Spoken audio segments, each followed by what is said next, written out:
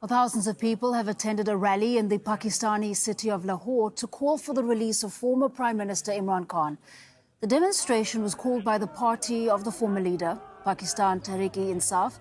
Khan's been in prison for more than a year on what his party says are politically motivated charges. Kamal Haider has more from Lahore. The Pakistan Tehreek-e-Insaf had just 10 hours permission to hold that rally. They have been applying to hold a rally in Lahore. The government, of course, procrastinating on that issue. However, despite the fact that the government was discouraging people from reaching the venue, which was outside the city of Lahore, they were not allowed to hold a rally inside Lahore, despite the fact that other political parties have been holding major rallies inside the city. The PTI was not allowed that. And then exactly at 13 GMT, all the electricity connections were cut off.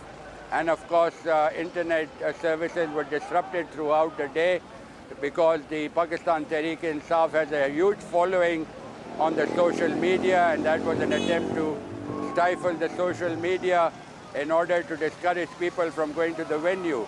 But this was indeed a success given those restrictions and challenges imposed on Imran Khan's party. He, of course, remains one of the most popular leaders, and the government is afraid that if he is released, they will, of course, be able to gather more strength across the country.